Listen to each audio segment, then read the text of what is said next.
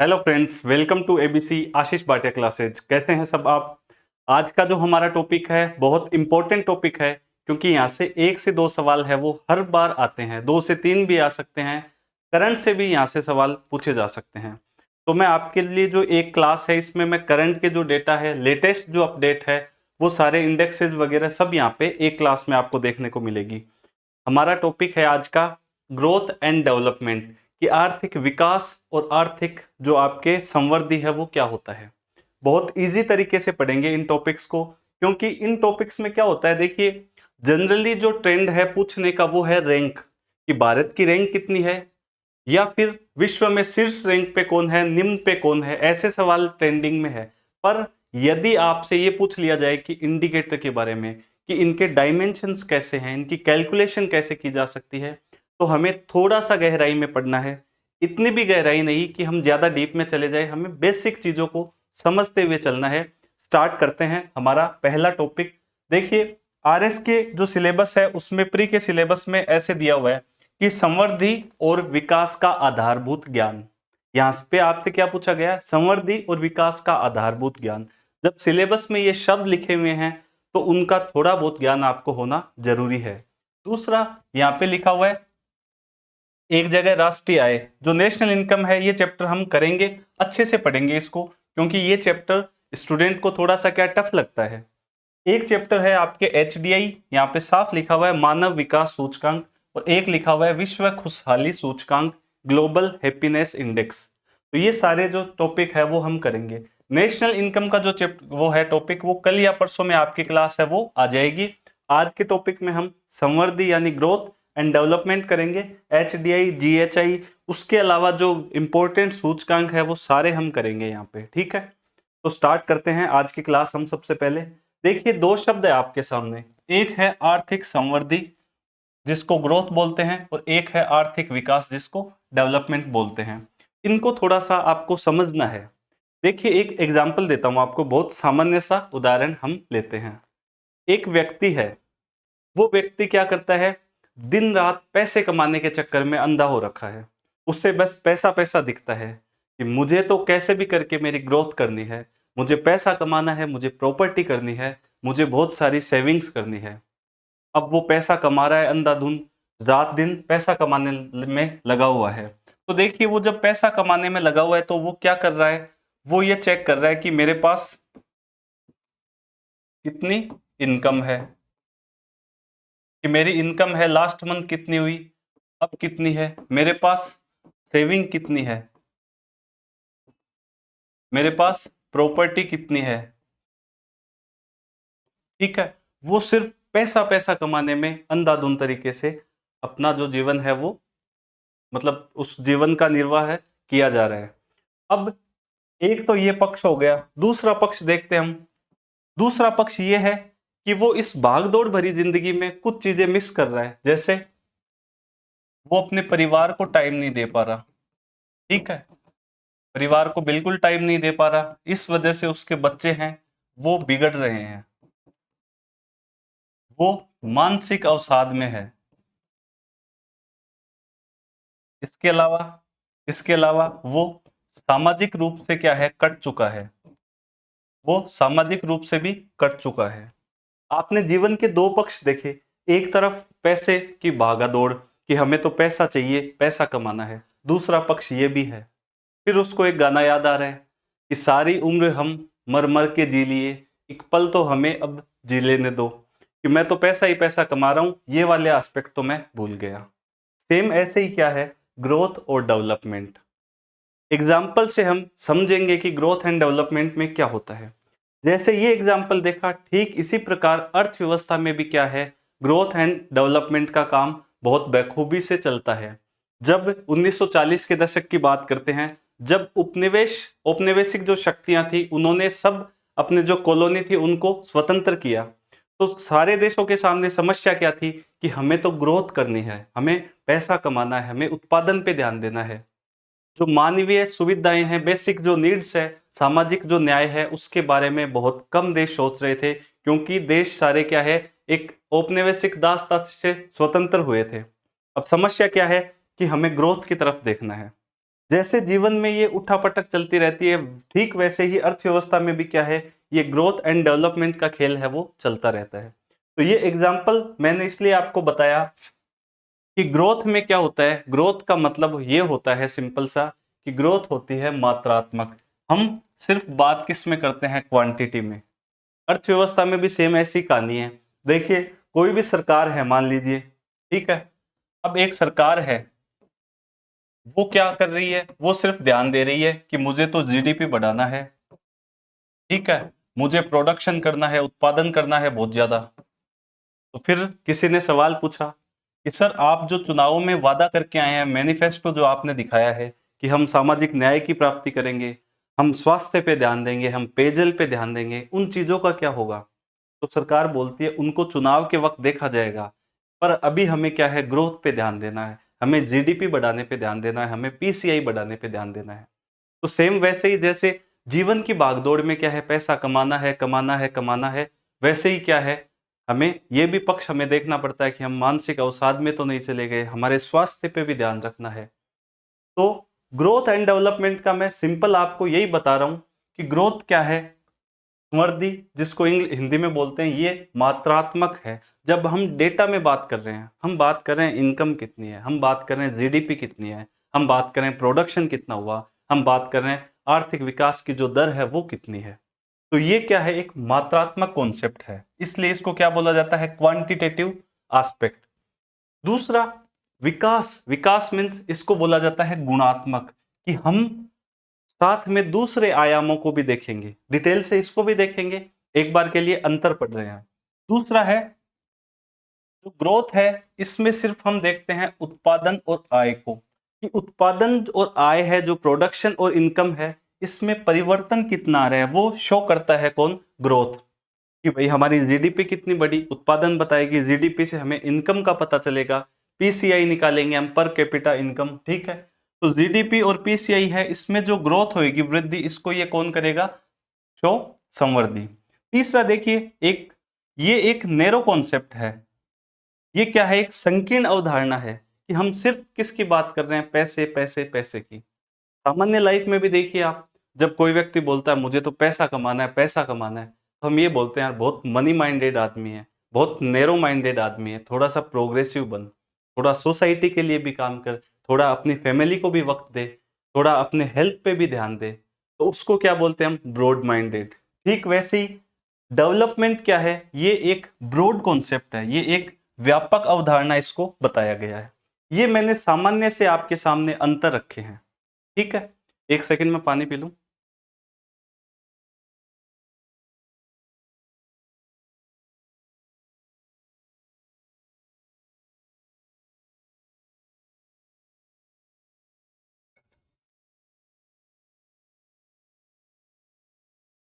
अब देखिए, मैंने यहाँ पे लिखा है कि ये जो संवर्धी है, ग्रोथ, ये सिर्फ बात करता है कि उत्पादन और आय में परिवर्तन कितना हो रहा है, जबकि डेवलपमेंट बात कर रहा है कि हम ग्रोथ के साथ साथ किस पे ध्यान देंगे, जीवन की गुणवत्ता पे, हम क्वालिटी ऑफ लाइफ पे ध्यान देंगे, तब बात बनेगी। क्योंकि भारत के संविधान में लिखा हुआ है, भारत क्या है, एक कल्याणकारी राज्य होगा। राज्य ग्रोथ भी देखेगी और साथ में क्या है, लोगों का कल्याण करेगी, सामाजिक न्याय की स्थापना भी करेगी।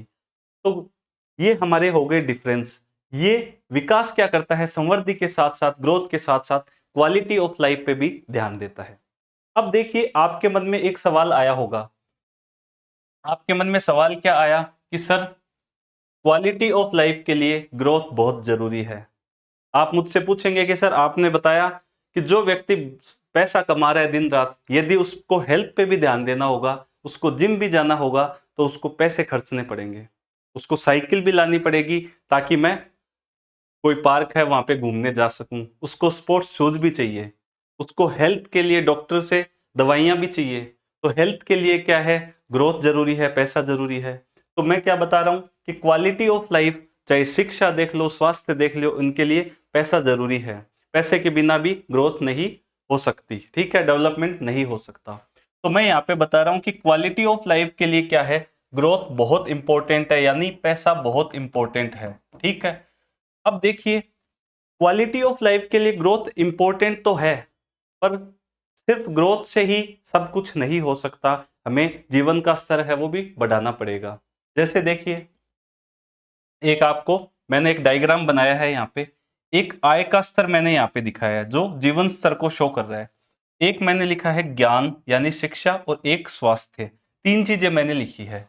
मैं आपको ये बता रहा हूं कि क्वालिटी ऑफ लाइफ में ग्रोथ जरूरी है, ग्रोथ इंपॉर्टेंट है, आपको समृद्धि चाहिए जीवन की गुणवत्ता के लिए, पर कुछ और भी चाहिए। वो क्या है?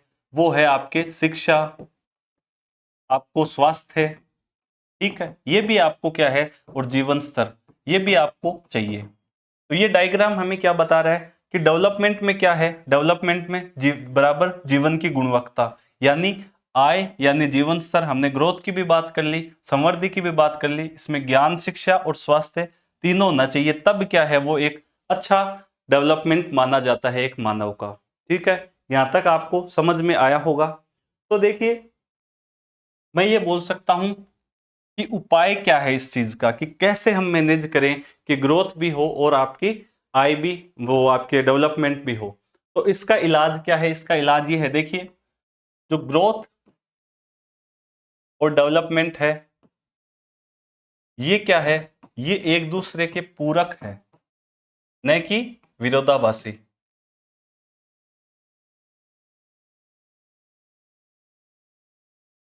इसका इलाज यही है कि ग्रोथ एंड डेवलपमेंट है वो एक दूसरे के पूरक है, विरोधाभासी नहीं है, ये एक दूसरे को समर्थन देते हैं।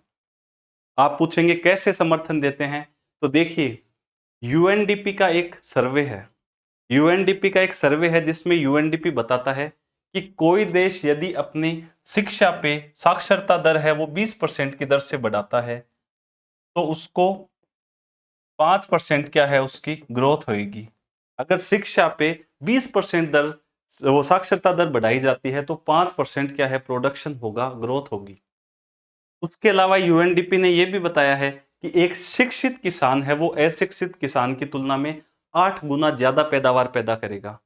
तो आप सब देखते हैं, हरित क्रांति जब देखा हमने, तो हरित क्रांति उन एरियाज में ज्यादा लोकप्रिय हुई जहां पे क्या है, शिक्षा ज्यादा है, शिक्षित किसान थे वहां के।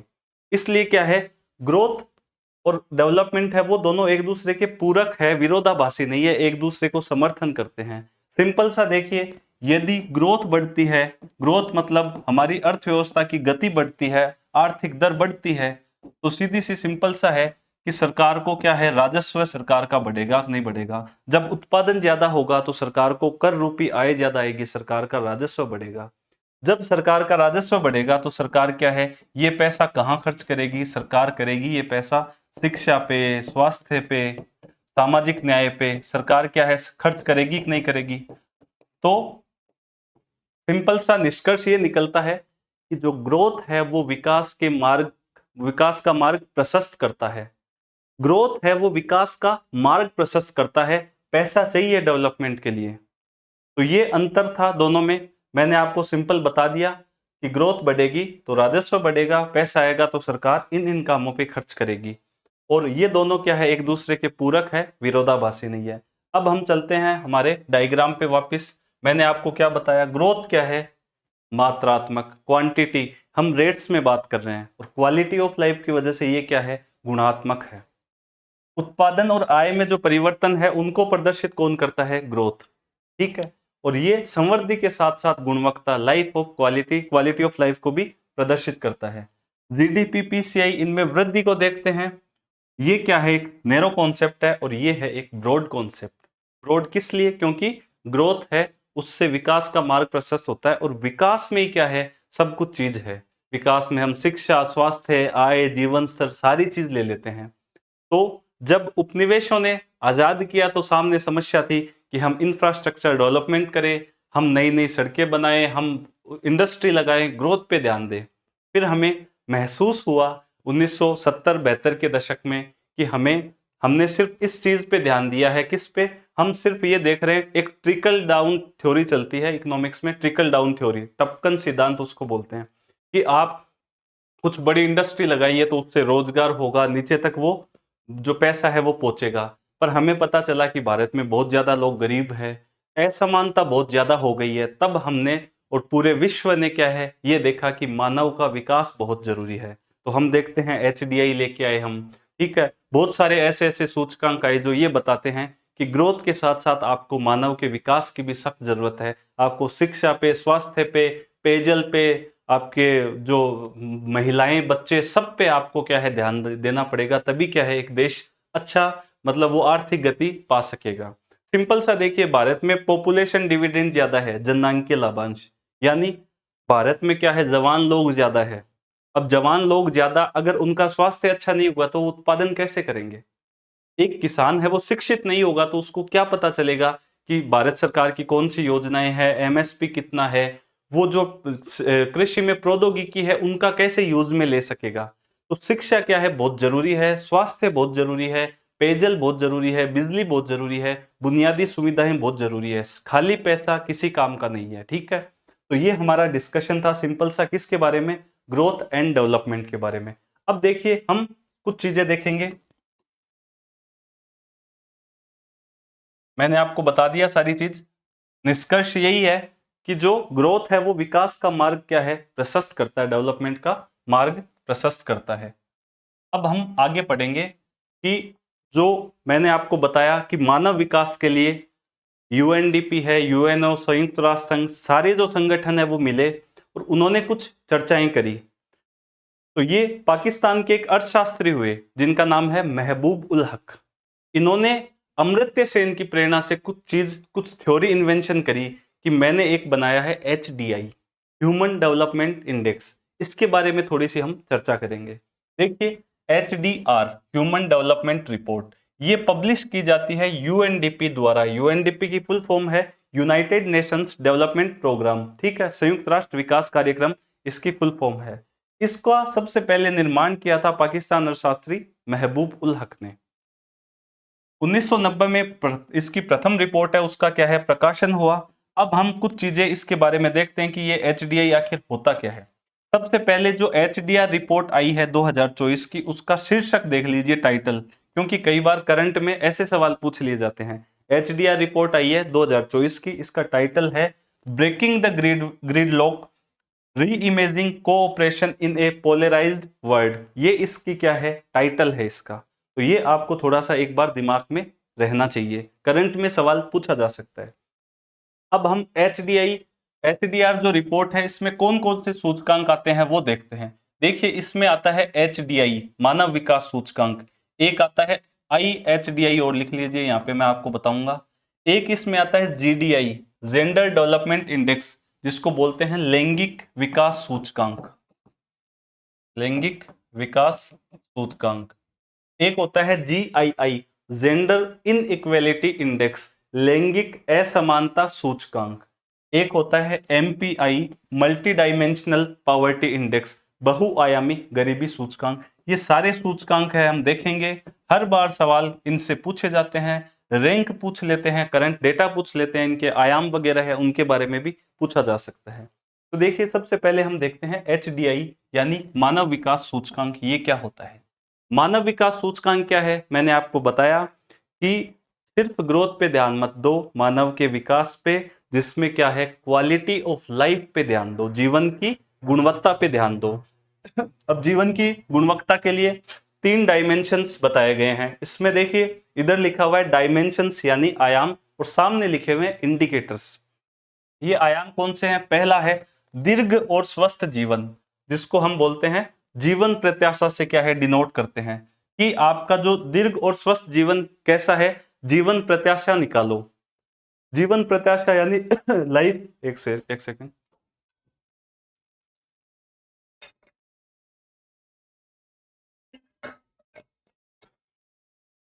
जीवन प्रत्याशा मीन्स लाइफ एक्सपेक्टेंसी। भारत की देखिए 67.7 वो 7 ईयर है, यानी 67.7, लगभग 68 साल भारत में एक व्यक्ति जीवित रहता है। ये लाइफ अपनी क्या है जीवन प्रत्याशा है। एक तो ये आयाम हो गया दीर्घ और स्वस्थ जीवन, जिसका इंडिकेटर क्या है जीवन प्रत्याशा। दूसरा है ज्ञान, ज्ञान मीन्स नॉलेज। अब नॉलेज किससे मिलता है? शिक्षा से। शिक्षा में स्कूल के प्रत्याशित वर्ष और एक है स्कूली शिक्षा के औसत वर्ष, ये 2 आयाम यहाँ पे बताए गए हैं। तीसरा है जीवन स्तर, ठीक है। जीवन स्तर को निकाला जाता है, जीवन का जो स्तर है इसको निकालते हैं real per capita GNI. GNI को मैं बताऊंगा जब नेशनल इनकम बताऊंगा, अभी सिर्फ आप ये याद रख लो ग्रोस नेशनल इनकम, यहाँ पे राष्ट्रीय आय के बारे में बताया गया है। इसको निकालते हैं real per capita GNI, PCI भी इसको आप बोल सकते हो। ये निकाली जाती है अमेरिकन डॉलर में पीपीपी आधारित। पीपीपी की फुल फॉर्म है परचेजिंग पावर पेरिटी, जिसको हिंदी में बोलते हैं क्रय क्षमता शक्ति। ठीक है। अब इसके बारे में आप थोड़ा सा मैं आपको बता दूं, होता क्या है बेसिकली कि यूएनडीपी यूज में लेता है अमेरिकन डॉलर में विनिमय दर को। ठीक है, विनिमय दर को देखता है कि भारत में $1 के मुकाबले अभी कितना भाव चल रहा है। दो तरीके से विनिमय दर निकाली जा सकती है। एक सिंपल यूएनडीपी यूज में लेता है कि अमेरिका में एक बर्गर की प्राइस कितनी है और भारत में कितनी है। जैसे भारत में मान लीजिए मैकडोनल्ड है, इसकी प्राइस है आपके ये 42 43 मान लीजिए, और यहाँ पे अमेरिका में $1 है।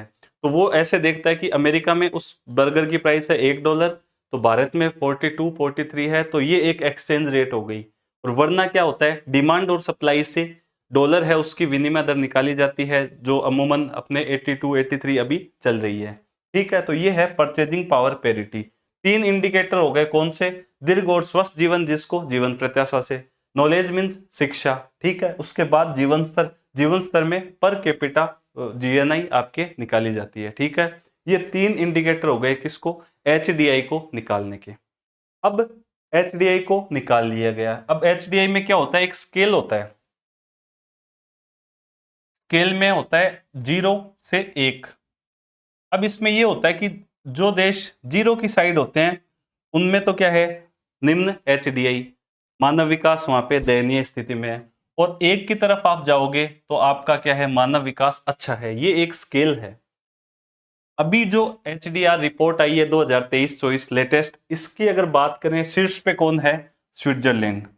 ठीक है, याद रखिए शीर्ष पे कौन है? स्विट्जरलैंड, जिसका स्कोर है 0.967, यानी 1 के लगभग बहुत पास में है।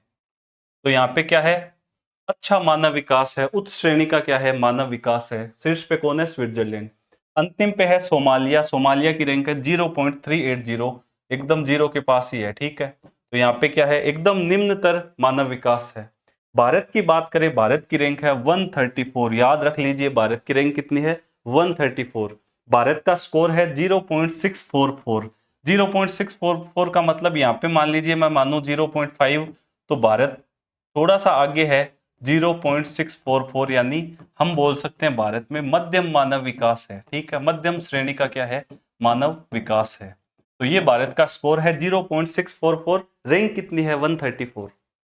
अब भारत के पड़ोसी देशों की बात करें तो चीन, श्रीलंका, भूटान, बांग्लादेश की रैंक भारत से अच्छी है। देखिए बांग्लादेश, भूटान, श्रीलंका की भी रैंक भारत से क्या है, मानव विकास के मामले में अच्छे प्रदर्शन कर रहे हैं ये लोग। तो ये हो गई एचडीआर रिपोर्ट 2023-24। एचडीआर में 3 सूचकांक है, 3 आयाम है। कौन से?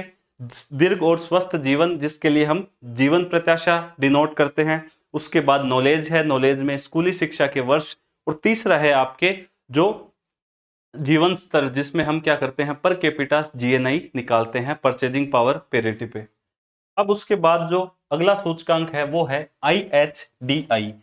घबराना मत, शब्दों को देखिए, आगे तो HDI है, उससे आगे लिखा हुआ है आई।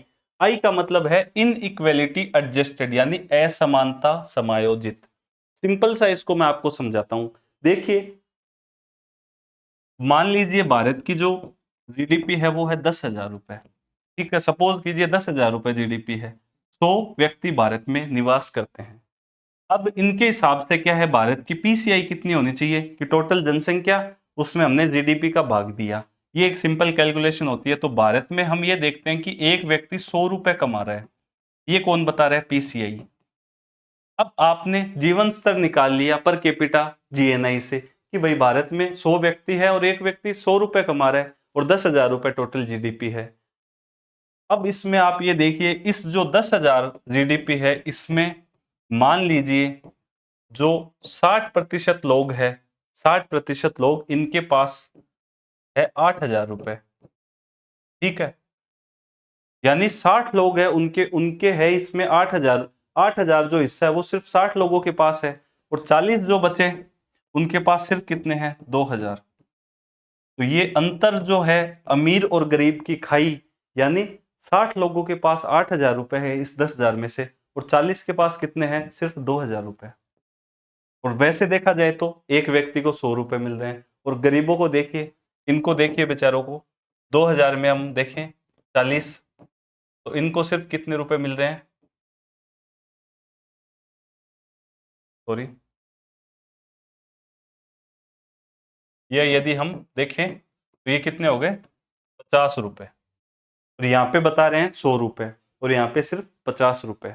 और इनको देखिए 8000 डिवाइडेड बाई 60, तो इनको देखेंगे आप, यदि मल्टीप्लाई करोगे तो इनके ज्यादा आएंगे, 100 से ज्यादा आएंगे। ये है आर्थिक असमानता। तो इसके लिए हम क्या निकाल रहे हैं, IHDAI, विषमता जो है उसको हम निकाल रहे हैं। इसमें क्या निकाला जाता है, HDI के जो 3 आयाम देखे हमने, कौन से, दीर्घ और स्वस्थ जीवन, ज्ञान नॉलेज, और आपके जीवन, जो जीवन का स्तर है, आय का स्तर, वो देखा। 3 चीजें हमने देखी HDI में। उन आयामों में से विषमता और जो असमानता है उसको नकारात्मक मानकर हम समायोजित करते हैं कि भाई इनमें जो असमानता है वो कितनी है। आपने HDI तो बता दिया, अब रियल में इनमें असमानता कितनी है उसको आप एडजस्ट करके फिर निकालो HDI, वो है IHDI।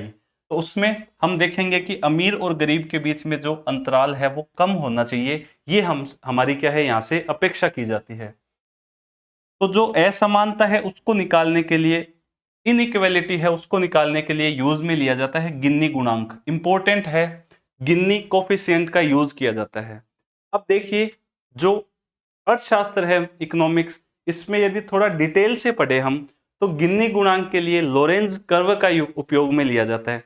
पर मैं यहाँ पे इतना डीप में नहीं पढ़ाऊंगा आपको, क्योंकि ये बहुत ज्यादा डीप में हो जाएगा। मैंने सिर्फ इतना बताया, असमानता की गणना के लिए IHDI में गिन्नी गुणांक का प्रयोग किया जाता है। इसका सवाल पूछा गया है फैक्ट कई बार कि गिन्नी गुणांक का यूज असमानता इसको गणना के लिए किया जाता है। अब इस गिन्नी गुणांक में क्या होता है, यदि गिन्नी गुणांक का मान बढ़ता है तो क्या है, असमानता ज्यादा है, और ये गिन्नी गुणांक यदि कम है तो असमानता कम है।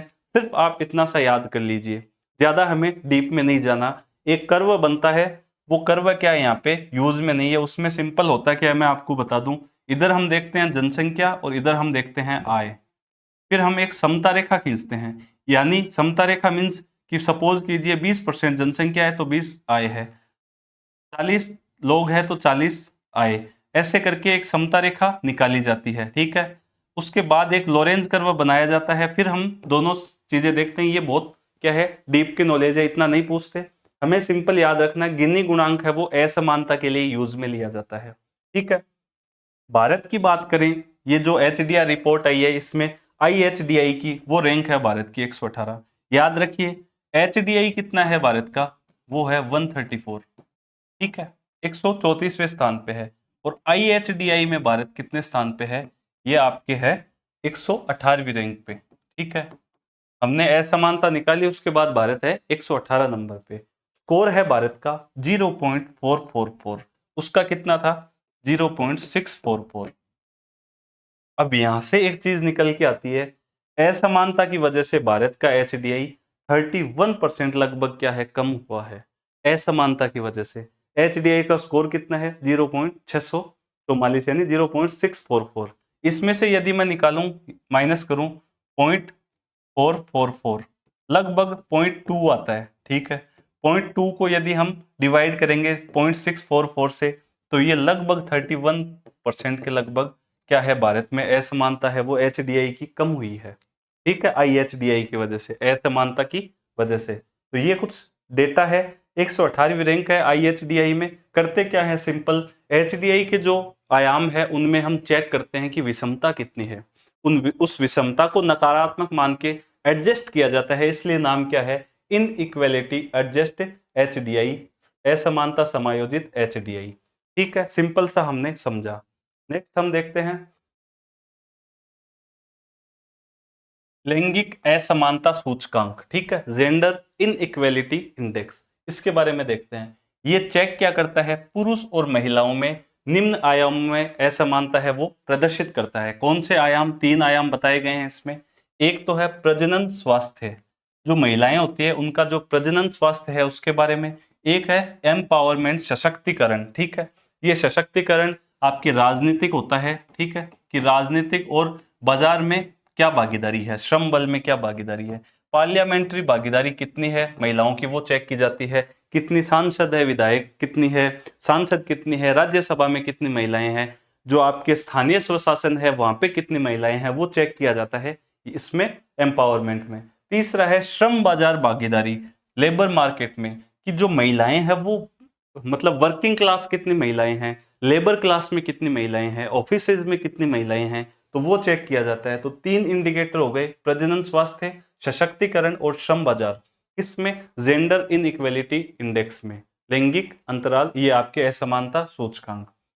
बात करें 2024 की रिपोर्ट की, तो जीआईआई में भारत का स्थान है 108वां। याद रख लीजिए, आईएचडीआई में कितना है, ऐसे आपको याद नहीं होंगे। आईएचडीआई में 108 है, इसमें 134 है एचडीआई में, और इसमें कितना है, 108वां स्थान है, ठीक है। शीर्ष पे है डेनमार्क, स्कोर है 0.437।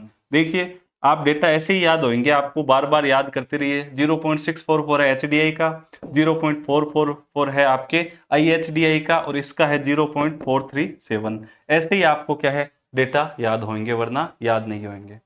इसके बाद नेक्स्ट चलते हैं हम। ये है एक नोट। ये नोट किस लिए है कि आप थोड़ा कंफ्यूज ना हो, क्योंकि करंट की मैगजीन भी हम पढ़ते रहते हैं। विश्व आर्थिक मंच है, वर्ल्ड इकोनॉमिक फोरम, वो एक सूचकांक निकालता है जिसका नाम क्या है, जिसका नाम है ग्लोबल जेंडर गैप रिपोर्ट, लैंगिक अंतराल रिपोर्ट, वैश्विक लैंगिक अंतराल रिपोर्ट। अब देखिए, जब नाम सामने आते हैं तो हम सोचते हैं रैंक में क्या है, गड़बड़ हो जाती है। एक तो है आपके जेंडर इनइक्वेलिटी इंडेक्स, लैंगिक असमानता सूचकांक। एक है वैश्विक लैंगिक अंतराल रिपोर्ट, लैंगिक ग्लोबल जेंडर गैप रिपोर्ट। ये निकालता कौन है, डब्ल्यूईएफ, वर्ल्ड इकोनॉमिक फोरम, विश्व आर्थिक मंच, और उसको निकालता है यूएनडीपी, ठीक है। वो तो एचडीआर रिपोर्ट में आता है। तो ये कंफ्यूज ना हो इसलिए मैंने इसको अलग से यहाँ लिखा है। इसमें 4 आयाम होते हैं, उसमें तो 3 थे, इसमें 4 आयाम है। एक है आर्थिक भागीदारी, स्वास्थ्य, शिक्षा और राजनीतिक सशक्तिकरण। इसमें 4 आयाम है। भारत की बात करें 2024 की, तो भारत की रैंक है 129, 129वां स्थान। रूस में था 108वां स्थान। ग्लोबल, वो आपके जेंडर इनइक्वेलिटी इंडेक्स में था 108वां, इसमें है 129वां स्थान।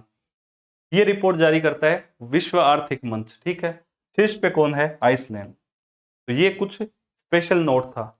नेक्स्ट देखिए, एक है जेंडर डेवलपमेंट इंडेक्स, लैंगिक विकास सूचकांक। बेसिकली ये क्या है, ये बताता है कि आदमियों का एचडीआई स्कोर कितना है और महिलाओं का कितना है। तो ऊपर लिखते हैं एचडीआई फीमेल, अपोन में करते हैं एचडीआई मेल, और वो चेक किया जाता है। यानी महिलाओं का पुरुषों के सापेक्ष जो एचडीआई निकाला जाता है वो बताता है आपके जेंडर डेवलपमेंट इंडेक्स। बहुत सिंपल सा है। नेक्स्ट चलते हैं। नेक्स्ट है आपके एमपीआई, ये बहुत इंपॉर्टेंट है, मल्टी डायमेंशनल पॉवर्टी इंडेक्स, बहुआयामी गरीबी सूचकांक। क्या बताता है बहुआयामी गरीबी सूचकांक? ये यह बताता है कि जो आप इनकम की बात कर रहे हैं, ग्रोथ की बात कर रहे हैं, उसको सिर्फ आय के स्तर को एक आयाम पे मत नापो, उसके बहुआयाम है, मल्टी डायमेंशनल है वो। तो फिर पूछा लोगों ने कि भाई क्या वो डायमेंशनल है, कौन से आयाम है? तो यहाँ पे आयाम बताए गए हैं बेसिकली। यहाँ पे देखिए 3 तो आयाम है, कई बार सवाल पूछा गया है, ये चीज इंपॉर्टेंट है बहुत। इसमें 3 तो आयाम है और 10 सूचक है, 10 इंडिकेटर है। कई बार तो ऐसे ही पूछा जाता है, तो याद रखिए 3-10। एमपीआई में क्या 3-10, ऐसे याद रखिए आप। 3 तो आयाम है और 10 क्या है, सूचक। इसका विकास किसने किया? इसका विकास है वो किया आपके UNDP plus Oxford poverty and human development initiative. इसकी शॉर्ट फॉर्म लिख लीजिए आप, ओपीएचआई, ऐसे याद रह जाएगा कि Oxford poverty and human development initiative नाम से एक संस्था है, उसने और यूएनडीपी दोनों इसको जारी करते हैं, ठीक है। विकास इन्होंने किया है। क्या बताता है ये कि गरीबी को सिर्फ आय स्तर के आधार पे मत देखो, और भी आयाम है। वो आयाम है उनकी हम चर्चा करेंगे, क्योंकि उनसे सवाल पूछे जा सकते हैं। देखिए, मैंने आपको बताया एमपीआई में कितने आयाम है, 3। पहला है एजुकेशन, दूसरा है हेल्थ, स्वास्थ्य, और तीसरा है आपके स्टैंडर्ड ऑफ लिविंग, जीवन का स्तर। ठीक है, शिक्षा, स्वास्थ्य और जीवन का स्तर, तीन तो हो गए आयाम। 10 है क्या सूचक, इसमें दो इंडिकेटर है, मैंने यहां लिख रखे हैं दो। एक तो है स्कूली शिक्षा के वर्ष, एक स्कूल में उपस्थिति यानी एनरोलमेंट। ठीक है, ज्यादा डीप में नहीं जाना, यहाँ पे लिखा हुआ है 6 वर्ष तक की आयु का बच्चा, यहाँ पे 8वीं क्लास में जो बालक है वो एक अंदेशा लगाया जाता है कि भाई ये बच्चा 8th क्लास का जो मतलब कोई अशिक्षित बच्चा है जो स्कूल नहीं जा रहा, वो 8वीं तक कितनी संख्या है। तो ऐसे करके ज्यादा डीप में नहीं जाना, सिंपल सा देखना है एजुकेशन में स्कूली शिक्षा के वर्ष और स्कूल में उपस्थिति। हेल्थ है, हेल्थ में क्या देखते हैं हम, एक तो मृत्यु दर, बाल मृत्यु दर और किशोर मृत्यु दर, चाइल्ड मोर्टेलिटी। ठीक है, उसके बाद हम पोषण चेक करते हैं, न्यूट्रिशन। दो आयाम ये हो गए। 6 इधर है, बेसिकली है क्या, इलेक्ट्रिसिटी। बहुत सिंपल सा है, बिजली चाहिए भाई, बिजली एक बेसिक नीड है। बिजली के लिए सरकार देखिए अभी पीएम सूर्य घर योजना आई है, इस जितने भी मतलब जो आप मतलब सब्सिडी दे रही है सरकार, सोलर जो रूफ टॉप है इनके लिए। ठीक है, कि आप रूफ पे सोलर लगाइए। उसके अलावा किसानों को बिजली दी जा रही है क्योंकि एग्रीकल्चर में भी बिजली का बहुत यूज है। उसके बाद हाउसिंग, हाउसिंग के लिए देखिए प्रधानमंत्री आवास योजना। ठीक है, तो उन योजनाओं को भी साथ में क्या आप करंट से अपडेट करिए। ड्रिंकिंग वाटर, स्वच्छ पेयजल होना चाहिए। ठीक है, जल जीवन मिशन, हर घर में क्या है नल से पानी पहुंचे। और अपना जो मांडल ब्लॉक है राजस्थान में, भीलवाड़ा में मांडल पड़ता है, वो जल जीवन मिशन में 100% वहां पे क्या है हर घर से नल से पानी पहुंचा है। तो ऐसे क्या है, आपको जब ये चीजें पढ़ो तो साथ में लिंक करके पढ़ो। ठीक है, सैनिटेशन, स्वच्छता। ठीक है, स्वच्छ अभियान चल ही रहा है भाई। उसके बाद देखिए कुकिंग फ्यूल, उज्ज्वला, प्रधानमंत्री उज्ज्वला योजना, कि भाई महिलाएं हैं वो जो गैस है उसका यूज करें, लकड़ी है गोबर है उनका यूज ना करें, ताकि पोल्यूशन को भी नुकसान ना पहुंचे और उनकी सेहत पे भी कोई नकारात्मक प्रभाव ना पड़े। उसके बाद देखिए असेट्स, यानी महिलाओं के पास कितनी संपत्तियां हैं और लोगों के पास कितनी संपत्तियां हैं, जो परिवार है वो कितनी संपत्ति होल्ड करते हैं, किसान कितनी जमीन होल्ड करता है। तो ऐसे करके क्या है ये आयाम बताए गए हैं किसमें, एमपीआई में।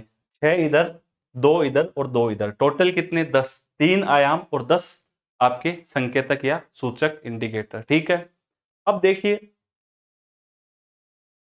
बहुआयामी गरीब है कौन, मल्टी डायमेंशनल गरीब कौन है। क्योंकि गरीबी की डेफिनेशन, गरीबी का मापन हर देश हर संस्था अलग अलग तरीके से करती है। तो ऑक्सफोर्ड और यूएनडीपी ने जब बताया कि एमपीआई में कौन कौन से आयाम है, तो पूछा भाई बहुआयामी है कौन, ये तो बताइए आप, बहुआयामी गरीब कौन है।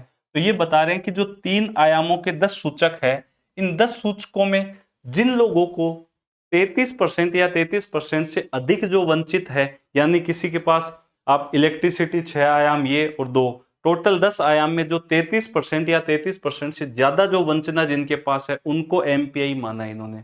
मल्टी पावर जो गरीब है वो इनको माना मल्टी पावर्टी। अब देखिए अभी 2024 में एक रिपोर्ट आई है एमपीआई की। ठीक है, यूएनडीपी और जो आपके Oxford poverty human development initiative इन्होंने निकाला है। इस रिपोर्ट की थीम याद करिए, क्योंकि थीम पे भी सवाल पूछा जा सकता है। थीम है पावर्टी एमिड कॉन्फ्लिक्ट, संघर्षों के बीच गरीबी, ये इसकी थीम है 2024 की रिपोर्ट की। ठीक है, भारत की बात करें, इस रिपोर्ट में यह बताया गया कि भारत में सबसे ज्यादा एमपीआई गरीब है, उनकी संख्या है 23.40 करोड़ और 21% आबादी है भारत में क्या है, मल्टी पॉवर्टी यानी बहुआयामी गरीब है। ठीक है, भारत का स्कोर कितना है 0.105। ये कुछ डेटा है, अभी एमपीआई रिपोर्ट है उसके लिए, ये रिपोर्ट तो निकाल रहा है एमपीआई। अब हमारा नीति आयोग है जो थिंक टैंक है भारत का, उसने भी एक बहुआयामी सूचकांक वो भी जारी करता है। तो नीति आयोग का जो एमपीआई है 2024 का, इसमें कितने आयाम है, वही 3 आयाम और 12 सूचक है। देखिए एमपीआई जो यूएनडीपी वाला है उसमें कितने सूचक थे, टोटल 10। ठीक है, 10 हमने देखे, 2, 2 और 6, यहाँ पे कितने हैं 12, सारे के सारे सेम है। जैसे पहला शिक्षा था, उसमें स्कूली शिक्षा 2, स्वास्थ्य में वहां क्या था, बाल मृत्यु दर, पोषण था, 2 थे। तीसरा यहाँ पे एक ऐड कर दिया नीति आयोग ने, प्रसव से पूर्व चिकित्सीय देखभाल, कि महिलाओं के जब डिलीवरी होती है उससे पहले जो चिकित्सीय देखभाल है टीकाकरण है, मान लीजिए उनकी सोनोग्राफी की स्कीम, जैसे आपके मुख्यमंत्री माँ वाउचर योजना भी आई। तो चिकित्सीय देखभाल कितनी है पहले वो चेक की जाती है, ठीक है। तो ये तीन चीजें यहाँ पे देख ली हमने, तो एक ऐड तो ये हो गया। दूसरा, जीवन स्तर में वहां कितने थे, 6 थे, और यहाँ पे 6+1 लिखा है मैंने। एक कौन सा है, बैंक अकाउंट। वहां पे 6 देखे थे, इलेक्ट्रिसिटी देखी, स्वच्छता देखी, स्वच्छ पेयजल देखा हमने, ठीक है, असेट्स देखा। तो ऐसे करके 6 देखे थे हमने, ठीक है। उन एक आपके ईंधन ऑयल, तो ये 6+1 कौन सा है, बैंक अकाउंट, एक एक्स्ट्रा। तो यहाँ पे टोटल 12 है, उसमें कितने थे, 10। तो एमपीआई जो यूएनडीपी वाला है उसमें 3+10, नीति आयोग में 3+12। अलग कौन से, प्रसव से पूर्व चिकित्सीय देखभाल और एक बैंक अकाउंट, ये चेक किया जाता है। तो ये है एमपीआई नीति आयोग का। बात करें रिपोर्ट की, अभी रिपोर्ट आई है 2024 की, तो यह सूचकांक, इसमें जो डेटा लिए जाते हैं वो सवाल पूछते हैं। राष्ट्रीय परिवार स्वास्थ्य सर्वेक्षण है, एक सर्वे किया जाता है। ये सर्वे, एक तो सर्वे है चौथा और एक पांचवा। चौथा जो सर्वे है वो 2015 से 16 के बीच का था, और पांचवा जो सर्वे 2019 से 21 के बीच के डेटा है। तो ये डेटा राष्ट्रीय जो परिवार स्वास्थ्य सर्वेक्षण है, यहां से डेटा उठाए जाते हैं, किसके लिए, नीति आयोग के एमपीआई के लिए, ठीक है। लगभग 24.82 करोड़ लोग, ठीक है, लगभग 25 करोड़ लोग हैं गरीबी रेखा से बाहर निकले हैं भारत में, ठीक है। भारत में लगभग 25 करोड़ लोग गरीबी रेखा से बाहर निकले हैं, जबकि एमपीआई यूएनडीपी वाला बता रहा है भारत में सबसे ज्यादा है। कुछ ऐसा भी होता है कि ये ग्लोबल जो इंस्टीट्यूशंस है वो थोड़ा भारत की छवि को धूमिल करने की भी कोशिश करते हैं। तो भारतीय संस्था है, हमें इस पे भी क्या है, ट्रस्ट है। नीति आयोग हमारा थिंक टैंक है। नीति आयोग बता रहा है कि भारत में 25 करोड़ लोग गरीबी रेखा से बाहर निकले हैं, इन्होंने एमपीआई एक अलग ही निकाला है, ठीक है। खैर, हमें तो क्या है, नॉलेज के पर्पज से डेटा याद रखने हैं। यूपी सबसे अधिक गरीबी रेखा से बाहर निकलने वाला राज्य है, यूपी है, उसमें सबसे ज्यादा लोग हैं गरीबी रेखा से बाहर निकले हैं। बात करें राजस्थान की, राजस्थान का है 6ठा स्थान, 6th रैंक है राजस्थान की। 10.77 क्या है यहाँ पे गरीबी प्रतिशत। सबसे गरीब कौन सा राज्य है, बिहार, और सबसे कम गरीब है केरल। दो ये डेटा हो गए जो हमारे लिए क्या है, सफिशिएंट डेटा है। उसके बाद एक लास्ट बचा है आपके वर्ल्ड हैप्पीनेस इंडेक्स, विश्व खुशहाली सूचकांक। भूटान के नरेश थे, उन्होंने 1972 में बताया कि आप प्रोडक्शन और इन पे ध्यान दे रहे हो, तो थोड़ा सा जो खुशहाली है उसके पक्ष को भी देखो, कि लोग मानसिक अवसाद में तो नहीं है क्या, आप प्रोडक्शन कर करके इन्वायरमेंट को तो नुकसान नहीं पहुंचा रहे क्या। तो उन्होंने एक अवधारणा दी जिसका नाम था ग्रोस नेशनल हैप्पीनेस, सकल राष्ट्रीय जो आपकी खुशहाली है, वो एक कॉन्सेप्ट दिया। तो वहां से इस कॉन्सेप्ट को लेते हुए फिर क्या हुआ, फिर हमने, एक सेकेंड,